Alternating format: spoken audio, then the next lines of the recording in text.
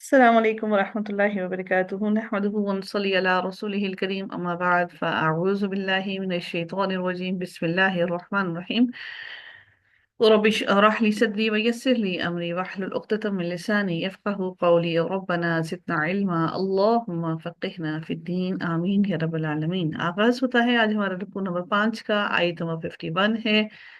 इसकी तफसीर को देखते हैं कि अल्लाह ताला इरशाद फरमाते हैं अलम तरा इलल लज़ीना ऊतू नसीबम मिनल किताबी युमिनूना बिल जिब्ती वत्तागूती व यक़ूलूना लिल्लज़ीना कफ़रू। इस आयत का सबसे पहले इसका शान नज़ूल देखते हैं कि क्या है कि इसमें इब्न जरीर ने सैयदना इब्न अब्बास से रवायत की है कि काब बिन अशरफ यहूदी कफ़ारे कुरैश को मुसलमानों के खिलाफ जंग पर आमादा करने के लिए मक्का गया। तो कुरैश ने उससे कहा कि तुम अहले मदीना में सबसे मोअज़्ज़ज़ और उनके सरदार हो, जरा इस हकीर और जलील आदमी को देखो तो सही जो अपनी कौम से भी अलग हो गया है और इस जाम में मुब्तला है या इस गुमान में मुब्तला है कि वो हमसे बेहतर है। हालांकि हाजियों की खिदमत करना, उन्हें पानी पिलाना और बैतुल्लाह की निगरानी करना हमारा काम है। ये सुनकर काब ने कहा कि तुम लोग इससे बेहतर हो तो अल्लाह ताला ने इन शानिअका हुवल अब्तर और ये आयत नाजिल फरमाई और काब बिन अशरफ और उसे उस जैसे अल्लाह और रसूल के तमाम दुश्मनों का राज अल्लाह ताला ने फाश कर दिया और उनका कुफ्र वाज़ेह कर दिया। इस वाक़े को इमाम अहमद ने अपनी किताब में रवायत किया है। बाज़ रवायतों में आता है कि काब बिन अशरफ जो है वो ग़ज़वा उहद के बाद मक्का के मुशरिकीन को मुसलमानों के खिलाफ एक बड़ी फैसला कुन जंग पर आमादा करने के लिए गए थे। अब देखते हैं कि इस आयत में अल्लाह ताला के इरशाद फरमाते हैं कि अलम तरा इलल लज़ीना ऊतू नसीबम मिनल किताबी। अल्लाह ताला फरमाते हैं कि क्या आपने नहीं देखा उन लोगों की तरफ जो किताब में से एक हिस्सा दिए गए। इससे मुराद वो यहूदी हैं जो अहले किताब हैं लेकिन जिब्त और तागूत पर ईमान रखते हैं। जिब्त और तागूत क्या है, यानी कि शैतानी बातों पर ईमान रखते हैं। बिलजिब्ती व तागूती, और काफरों को मुसलमानों पर फौकियत देते हैं। अल्लाह ताला फिर अगले हिस्से में क्या इरशाद फरमाते हैं, युमिनूना बिल जिब्ती व तवागूती, वो बुतों पर और बातिल माबूद पर ईमान रखते हैं। जिब्त दर हकीकत क्या होता है, तोहमात को कहा जाता है जो बेअसल हों और बेफायदा चीजों को मिलाकर ये एक लफ्ज इस्तेमाल किया गया जिसका जो लफ्ज है जिब्त। और इसमें जादू टूने टोटके तमाम जंतर जो मंतर और जो नजूमी बातें हैं और हाथ की लकीरों का इल्म, तावीज गंडे, ये तमाम के और सितारों पर का इंसानी जिंदगी पर असर वगैरह, ये तमाम चीज की तमाम चीजें इस जिब्त में शामिल हैं। आज अगर हम अपने स्टार्स को पढ़ते हैं तो यकीन रखिए कि वो स्टार्स का पढ़ना और हाथों को अपनी लकीरों को दिखाकर उसके बारे में मालूम करना वो भी इन्हीं के अंदर शामिल है। तो वो लोग जो ईमान लाए थे वो भी जिब्त पर यकीन करते थे। तो अल्लाह ताला ने अहले किताब वालों के बारे में फरमाया और आज हम मुसलमानों का भी बिल्कुल यही हाल है कि हम भी जिब्त पर ही ईमान लाते हैं। फिर अल्लाह ताला फरमाते हैं वो तागूत, और तागूत से मुराद क्या है, काहिन शैतान, हर गुमराह करने वाली चीज। उसमें बुत भी शामिल हैं और सरदार भी शामिल हैं जो यहूदियों को अल्लाह की राह से हटाते थे। तो इस तागूत के लफ्ज में बड़ी वुसअत है। तो याद रखिए कि हर हर वो चीज, चाहे आज हमारा वो मोबाइल हो, हमारा मीडिया हो, चाहे वो कुछ भी हो, वो तमाम की तमाम चीजें जो हमें अल्लाह ताला से दूर करती हैं, अल्लाह ताला की याद से गाफिल करती हैं, वो तमाम की तमाम चीजें तागूत में शामिल हैं।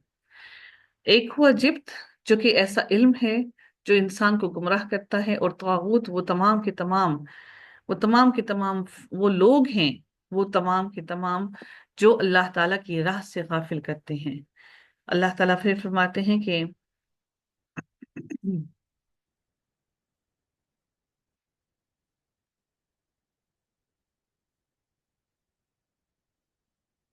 हज़रत उमर फारूक फरमाते हैं कि अलजिब्त से मुराद जादू है और तागूत से मुराद शैतान है। अल्लाह ताला के सिवा दूसरे माबूदों की पैरवी करना शैतान ही की पैरवी करना है, इसलिए वो भी तागूत में शामिल है। अगले अगले हिस्से में अल्लाह ताला इरशाद फरमाते हैं कि वयक़ूलूना लिल्लज़ीना कफ़रू वयक़ूलूना लिल्लज़ीना कफ़रू हाउलाइ अहदा मिनल्लज़ीना आमनू सबीला। اور ان لوگوں کے لیے کہتے ہیں جنہوں نے کفر کیا کہ ان لوگوں سے زیادہ ہدایت کے راستے پر ہیں جو ایمان لائے۔ یہودی کافروں سے کہتے تھے کہ مسلمانوں کی نسبت آپ صحیح راستے پر ہو۔ وہ جہالت، بے دینی اور بے عملی کی وجہ سے دین میں کافروں کو مسلمانوں پر ترجیح دیتے تھے۔ اہل کتاب کس کو کہتے تھے؟ کافروں کو کہتے تھے، ہؤلاء اہدا، تم زیادہ ہدایت پہ ہو، من الذین آمنوا سبیلا، بنسبت ان لوگوں کے جو کہ ایمان لے آئے اور راستے کے اعتبار سے بھی تم زیادہ ہدایت پر ہو۔ اب دیکھیے، اہل کتاب ہونے کے باوجود بھی انہوں نے مسلمانوں کو جھٹلا کر اور مسلمانوں کو ترجیح نہیں دی، بلکہ مسلمانوں کی بجائے ان لوگوں نے، اہل کتاب نے، کافروں کو ترجیح دی، حالانکہ وہ تمام کی تمام نشانیاں اپنی کتابوں میں موجود پاتے تھے۔ رب کائنات نے اگلی آیت میں ارشاد فرمایا، اولئک الذین لعنہم اللہ ومن یلعن اللہ فلن تجد له نصیرا۔ اللہ تعالیٰ فرماتے ہیں کہ یہی وہ لوگ ہیں جن پر اللہ تعالیٰ نے لعنت کی ہے، یہی وہ لوگ جو جھٹلاتے ہیں مسلمانوں کو، اللہ تعالیٰ نے ان پر لعنت کی ہے۔ اور یہود کے بارے میں اللہ تعالیٰ نے یہ حقیقت واضح فرمائی ہے کہ وہ اللہ تعالیٰ کی طرف سے لعنت زدہ ہے، اور جس پر اللہ تعالیٰ لعنت کر دے اس کا کوئی مددگار نہیں ہوتا۔ فَلَن تَجِدَ لَهُ نَصِيرًا، تو تم ان کے لیے کوئی مددگار ہرگز نہ پاؤ گے۔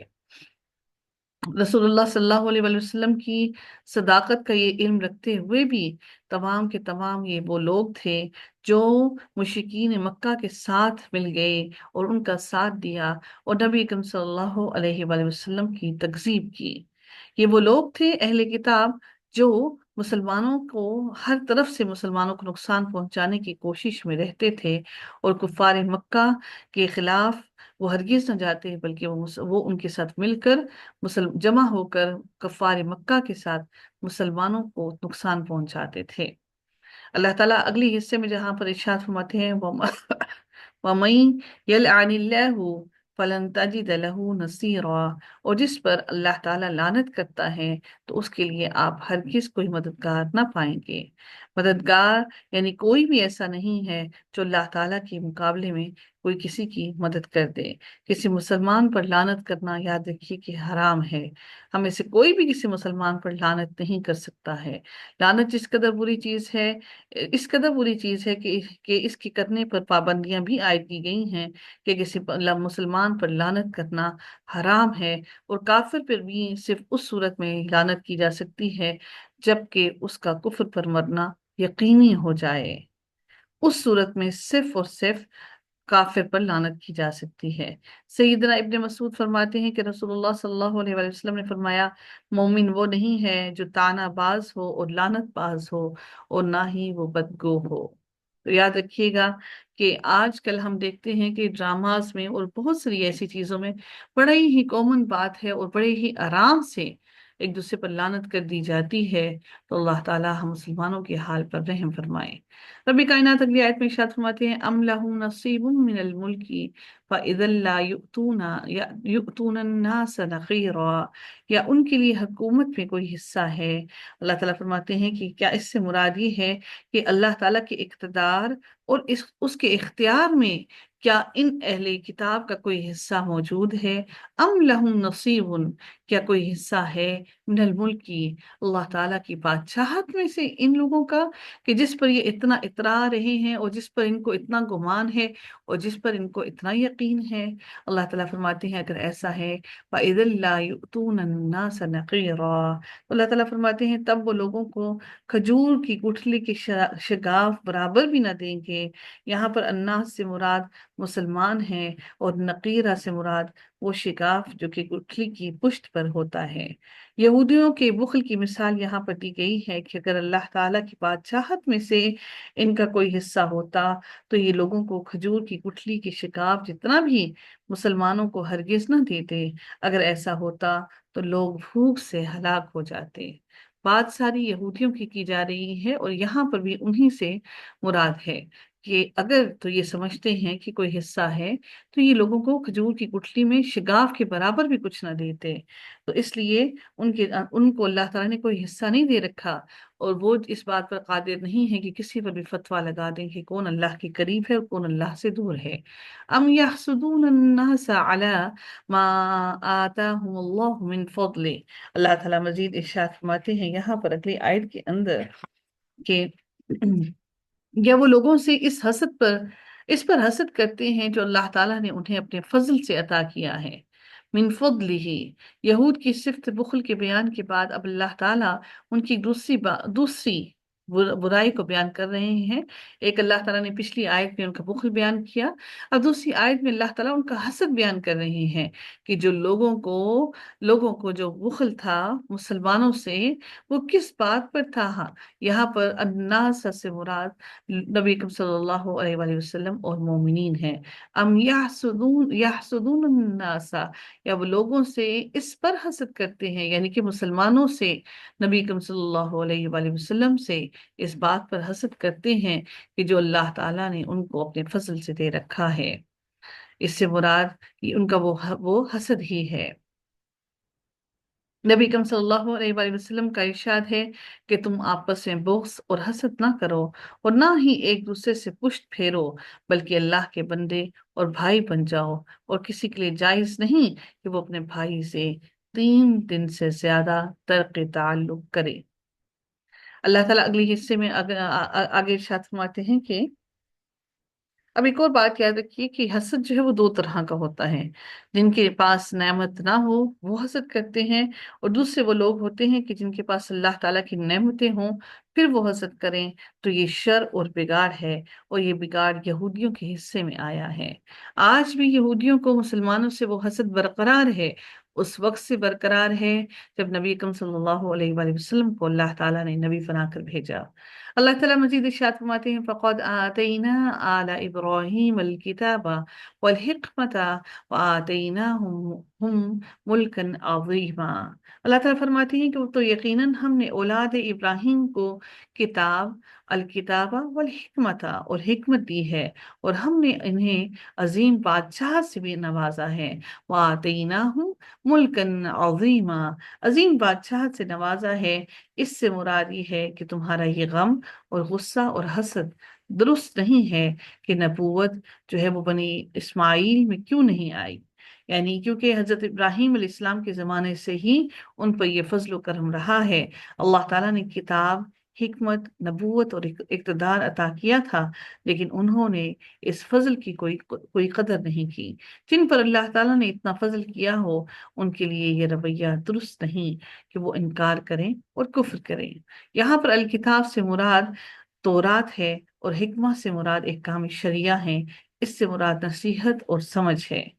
اور اللہ تعالیٰ نے ان کو بادشاہت سے نوازنے سے مراد کیا ہے کہ حضرت یوسف علیہ السلام، داؤد علیہ السلام، سلیمان علیہ السلام، ان سب کو اللہ تعالیٰ نے بادشاہت عطا کی، یعنی اللہ تعالیٰ نے ان لوگوں کو، آل ابراہیم کو، اللہ تعالیٰ نے کتاب، تورات اور حکمت، اور اللہ تعالیٰ نے بادشاہت، یہ تمام کی تمام نعمتیں اللہ تعالیٰ نے ان کو عطا کی۔ تو اللہ تعالیٰ نے ان سب کا ذکر اہل کتاب کو ہی پکارتے ہوئے کر دیا۔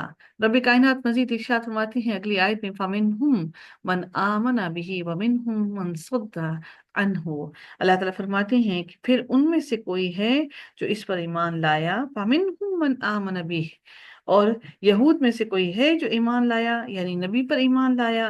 اور پھر اللہ تعالیٰ فرماتے ہیں کہ اس سے مراد کیا ہے؟ قرآن مجید ہے، یعنی یہود میں سے کچھ لوگ ہیں جو محمد پر اور قرآن پر ایمان لے آئے ہیں۔ وَمِنْهُمْ مَنْ صَدَّ عَنْهُ، اور ان میں سے کوئی ہے جو اس سے منہ موڑ گیا، اور کچھ ہیں جو اس پر ایمان لانے سے رک گئے۔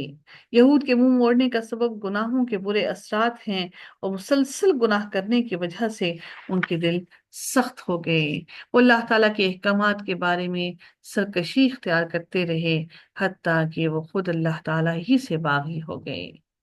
اب جب ان کے پاس اللہ تعالیٰ کی جانب سے ان کی زندگی کو بدلنے کے لیے، ان کی ہدایت کے لیے محمد اور قرآن مجید آئے، تو اس سے انہوں نے منہ پھیر لیا۔ یہود نے خود بھی منہ پھیرا اور لوگوں کی اکثریت کو انہوں نے اس راہ سے روکا بھی اور ان کو گمراہ بھی کیا۔ وَكَفَى بِجَهَنَّمَ سَعِيرًا، اللہ تعالیٰ اب ان کے لیے فرماتے ہیں کہ وہ جلانے کو جہنم ہی کافی ہے۔ وَكَفَى، اور کافی ہے، بِجَهَنَّمَ سَعِيرًا، جلانے کے لیے جہنم کافی ہے۔ وہ تمام لوگ جو اللہ تعالیٰ کی راہ سے جنہوں نے خود بھی رکے اور دوسروں کو بھی روکا اور اس سے منہ موڑ گئے، ان کے لیے جلانے کے لیے اللہ تعالیٰ نے جہنم کو کافی قرار دے دیا ہے۔ اللہ تعالیٰ اگلی آیت پہ ارشاد فرماتے ہیں، ان الذین کفروا بآیاتنا سوف نصلیہم نارا۔ اللہ تعالیٰ فرماتے ہیں کہ اللہ تعالیٰ کی کتابوں اور رسولوں کا کفر کرنے والوں کو جہنم کی آگ میں جو سزا دی جائے گی، اس آیت میں ان کا ذکر کیا جا رہا ہے کہ بلا شبہ جن لوگوں نے ہماری آیات کا کفر کیا، بہت جلد ہم انہیں سوف نصلیہم، سوف عنقریب ہی ہم ان کو جلتی ہوئی بھڑکتی ہوئی آگ میں ڈالیں گے۔ یہاں کفر کرنے والوں سے مراد یہودی ہیں جنہوں نے نبی اکرم صلی اللہ علیہ وآلہ وسلم کی نبوت کا انکار کیا۔ یہاں پر ان لوگوں کا ذکر نہیں کیا جا رہا جو کہ کافر ہیں، بلکہ اہل کتاب کا ذکر کیا جا رہا ہے جو نبی اکرم صلی اللہ علیہ وآلہ وسلم کی تعلیمات کا انکار کرنے والے ہیں۔ انہوں نے حق اور سچ کو انہوں نے جھٹلا دیا اور اس پہ یقین نہیں لے کر آئے۔ اللہ تعالیٰ آگے ارشاد فرماتے ہیں، کلما ناضجت جلودہم بدلناہم جلودا غیرہا لیذوقوا العذاب۔ اللہ تعالیٰ فرماتے ہیں جب کبھی سے یہاں سے فکر سے مراد کیا ہے کہ ایک بار نہیں، دو بار نہیں، بلکہ جب کبھی بھی، کلما جب کبھی بھی، اللہ تعالیٰ فرماتے ہیں یہاں پر کلما جب کبھی، بار بار کی بات کی جا رہی ہے، ایک دفعہ نہیں، دو دفعہ نہیں، بلکہ جب کبھی بھی، ناضجت جلودہم، اللہ تعالیٰ فرماتے ہیں کہ جب کبھی بھی ان کی کھالیں گل سڑ جائیں گی، ناضجت جلودہم، ان کی کھالیں گل سڑ جائیں گی، تو اللہ تعالیٰ فرماتے ہیں یعنی کہ، اور اس سے پتہ چلتا ہے کہ آگ سے ان کی کھالیں جلیں گی بھی اور گل بھی جائیں گی۔ گلنے کی عمل کی ہولناکی کا اندازہ لگائیں یہاں سے کہ اللہ تعالیٰ کیا فرماتے ہیں کہ جب کبھی بھی ان کی کھالیں جل جائیں گی، گل جائیں گی، اور جلنے کے بعد ان کے اوپر چھالے بن جائیں گے اور ان کے اوپر پیپ کے دانے بھر جائیں گے ان کے زخموں کے اندر، اور پھر اللہ تعالیٰ انہی پیپ کو جو ان کے جسموں سے رسے گی وہی ان کو پینے کے لیے دے گا۔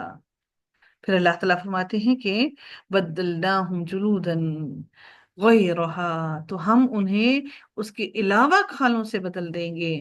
کھالوں سے کیوں بدل دیں گے؟ کیونکہ سب سے زیادہ تکلیف کھال میں ہی ہوتی ہے، اور اسی سے انسان درد محسوس کرتا ہے۔ رب کائنات فرماتے ہیں کہ ہم ان کی کھالوں کو دوسری کھالوں سے بدل دیں گے، اور اللہ تعالیٰ فرماتے ہیں اس میں جہنم کے عذاب کی سختی اور اس کا دوام یعنی کہ ہمیشگی کا ذکر کیا جا رہا ہے، لیذوقوا العذاب، اور اللہ تعالیٰ فرماتے ہیں کہ تاکہ وہ عذاب چکھیں۔ کس کا چکھیں؟ اس جلنے کا عذاب کی، اس جلنے کے عذاب کو بھی چکھ کر اس کو محسوس کریں کہ اللہ تعالیٰ ان کو کس قسم کے عذاب میں مبتلا کرے گا۔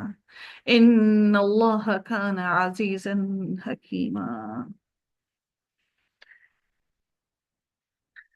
امام عامش نے سیدنا ابن عمر کا قول بیان کیا ہے کہ جب ان کی کھالیں جل جائیں گی تو انہیں کاغذ کی طرح سفید کھالیں دے دی جائیں گی۔ سیدنا حسن بصری کا قول ہے کہ ایک دن میں ان کی کھالیں 70,000 مرتبہ گلیں گی اور جلیں گی، 70,000 مرتبہ ان کے جسم پر نئی کھالیں چڑھائی جائیں گی۔ اور دوسری روایت میں یہ ذکر ہے کہ جب ان کی کھالیں جل جائیں گی اور جہنم کی آگ ان کے گوشت کو کھا لے گی تو ان سے کہا جائے گا کہ پھر اپنی پہلی حالت پر لوٹ آؤ، تو وہ فوراً ہی اپنی پہلی حالت میں لوٹ آئیں گے۔ سیدنا ربیع بن انس فرماتے ہیں کہ پہلی کتاب میں لکھا ہوا ہے کہ ان کی کھالیں 40 ہاتھ یا 76 ہاتھ ہوں گی، اور ان کے پیٹ اتنے بڑے ہوں گے کہ اگر ان میں پہاڑ رکھا جائے تو پہاڑ بھی ان کے پیٹ میں سما جائے۔ جب ان کھالوں کو آگ کھا لے گی تو اور کھالیں ان کے جسم پر چڑھا دی جائیں گی۔ ہمیں یہ سوچ لینا چاہیے ہم مسلمانوں کو یہ سمجھ لینا چاہیے کہ یہ باتیں، اللہ تعالیٰ کی یہ پیغامات صرف اور صرف کافروں کے لیے یا اہل کتاب کے لیے نہیں ہیں، بلکہ ہم سب مسلمانوں کے لیے بھی ہیں، جو بڑی ہی آسانی سے قرآن کی آیتوں کو توڑ کر مڑوڑ کر اپنی مطلب کے معنی نکال لیتے ہیں۔ حضرت سیدنا ابو ہریرہ سے روایت ہے کہ رسول اللہ صلی اللہ علیہ وآلہ وسلم نے فرمایا کہ کافر کی داڑھ یا کافر کا داند احد پہاڑ کے برابر ہوگا، اور اس کی کھال 3 رات کی مسافت کے برابر ہوگی۔ سیدنا ابو ہریرہ فرماتے ہیں کہ نبی اکرم صلی اللہ علیہ وسلم نے فرمایا کہ کافر کی جلد کی موٹائی 42 ہاتھ ہوگی، اور اس کی داڑھ احد کی مثل ہوگی، اور جہنم میں اس کی پیٹھ کا احاطہ اتنا ہوگا کہ جیسا کہ مکہ اور مدینہ کے درمیان کا فاصلہ ہے۔ اللہ اکبر! یہ سارا حال ان لوگوں کا ہے جو اللہ تعالیٰ کی آیتوں کو جھٹلاتے ہیں، جو یقین کرنا نہیں چاہتے، جن کے دل مانتے نہیں۔ ان اللہ کان عزیزا حکیما۔ رب کائنات نے یہ لفظ جو ان استعمال کیا، ایسے نہیں استعمال کیا۔ اللہ تعالیٰ نے، اب اس لفظ کی گہرائی تو اس کی اہمیت سمجھیے کہ اللہ تعالیٰ اس لفظ کے ساتھ، اپنے نام کے ساتھ کتنا زیادہ زور دے کر بات کو کرنا چاہ رہے ہیں کہ یقیناً اللہ تعالیٰ ہمیشہ سے ہی سب پر غالب اور کمال حکمت والا ہے۔ اللہ تعالیٰ کمال حکمت والا ہے۔ اللہ تعالیٰ نے اہل جہنم کے لیے ہمیشگی کی سزا سے یہ شعور دلایا ہے کہ اس کے فیصلے حکمت پر مبنی ہوتے ہیں، اور کفر کی سزا جہنم ہے، اور یقیناً یہ اللہ تعالیٰ کی حکمت کے فیصلے ہیں۔ رب کائنات ہم سب کو جہنم کے عذاب سے محفوظ رکھے۔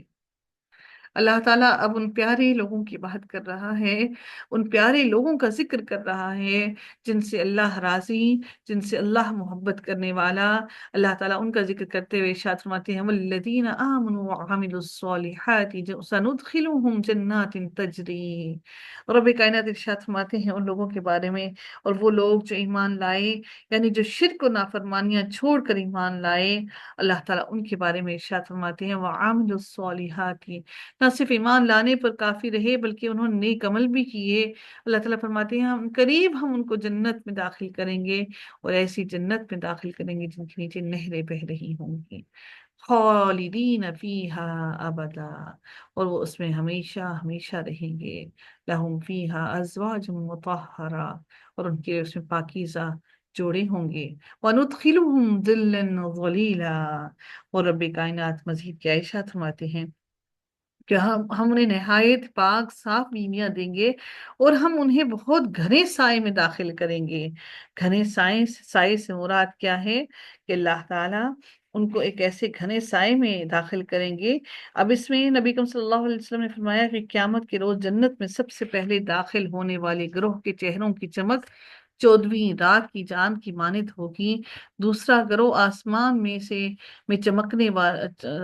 میں بہت زیادہ چمکنے والے ستاروں کی طرح خوبصورت ہوگا، اور ان میں سے ہر ایک کی 2 بیویاں ہوں گی، اور ہر بیوی پر 70 جوڑے ہوں گے۔ اس کے باوجود ان کے پیچھے سے ان کی پنڈلی کا مغز نظر آ رہا ہوگا، اتنے صاف شفاف ان کے جسم اور خد و خال ہوں گے۔ اب گھنے سائے سے مراد گھنی چھاؤں ہے، جو سکون ہے، آرام ہے، اور کوئی بیماری نہیں ان کو، اور نہ ہی کوئی حسرت ہوگی ان کے دلوں میں۔ یہ ایسا گھنا سایہ ہوگا جو ان کو ہر طرح کی سکینت عطا کرے گا۔ اللہ تعالیٰ ان کو ایسے سکون، آرام اور دکھ سے دوری، بیماری کے بغیر اور حسرت سے پاک سائے میں داخل کرے گا۔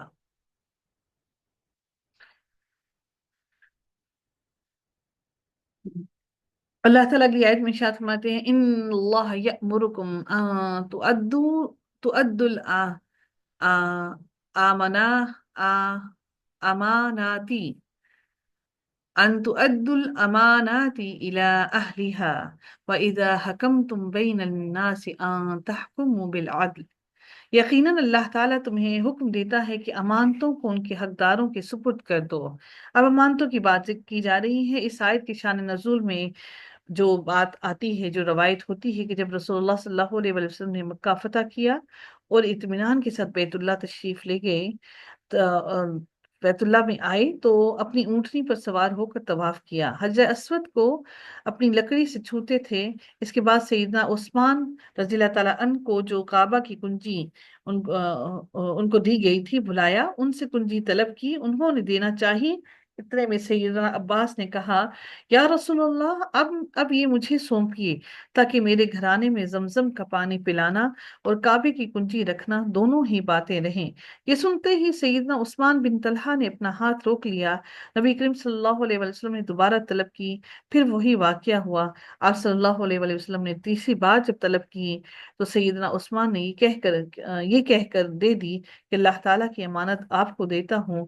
نبی کریم صلی اللہ علیہ وسلم نے کعبے کا دروازہ جب کھولا اور کھول کر اندر گئے، پھر جب رسول اللہ صلی اللہ علیہ وسلم کعبہ سے باہر آئے تو لمبا خطبہ دیا۔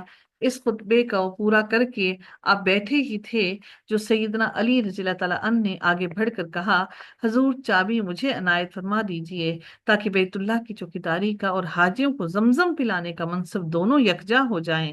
لیکن آپ صلی اللہ علیہ وآلہ وسلم نے حضرت علی کو بھی یہ چابی نہیں دی۔ مقام ابراہیم کو کعبہ کے اندر سے نکال کر آپ نے کعبے کی دیوار سے ملا کر رکھ دیا اور لوگوں سے کہہ دیا کہ تمہارا قبلہ یہی ہے۔ پھر آپ صلی اللہ علیہ وسلم طواف میں مشغول ہو گئے۔ ابھی وہ چند پھیرے تھے جو جبرائیل علیہ السلام نازل ہوئے اور آپ نے اپنی زبان مبارک سے اس آیت کی تلاوت شروع کی۔ اس پر سیدنا عمر رضی اللہ تعالیٰ عنہ نے فرمایا، میرے ماں باپ نبی کریم صلی اللہ علیہ وآلہ وسلم پر فدا ہوں، میں نے تو اس سے پہلے آپ کو اس آیت کی تلاوت کرتے نہیں سنا۔ اب آپ صلی اللہ علیہ وآلہ وسلم نے سیدنا عثمان بن طلحہ کو بلایا اور انہیں کنجی سونپ دی اور فرمایا، آج کا دن وفا کا، نیکی کا اور سلوک کا دن ہے۔ سبحان اللہ۔ اور آج بھی کعبے کی کنجی اسی خاندان کے پاس ہے جن کو نبی کریم صلی اللہ علیہ وآلہ وسلم سونپ کر گئے، حضرت عثمان بن طلحہ کے پاس، ان کی فیملی کے پاس۔ اب اس میں اللہ تعالیٰ ارشاد فرماتے ہیں، ان اللہ یأمرکم ان تؤدوا الامانات الی اہلھا، یقیناً اللہ تعالیٰ تمہیں حکم دیتا ہے کہ امانتوں کو ان کے حقداروں کے سپرد کر دو۔ اللہ تعالیٰ نے مسلمانوں کو تاکید کی ہے کہ وہ اپنی امانتوں کی سختی سے حفاظت کریں اور ان کی ادائیگی میں ذرا بھی کوتاہی نہ کریں۔ تو نبی کریم صلی اللہ علیہ وسلم نے حضرت عثمان بن طلحہ کو خانہ کعبہ کی کنجی واپس لوٹا دی۔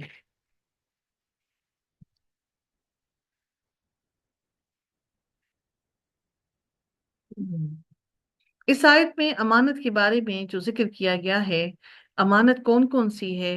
جب کسی سے عہد کیا جائے، عہد بھی ایک امانت ہے، اور کسی کی بات جو ہے، مجلس میں کی گئی بات بھی ایک امانت ہوتی ہے، اور انسان کو ہرگز یہ جائز نہیں ہے کہ انسان امانت کو پورا نہ کرے۔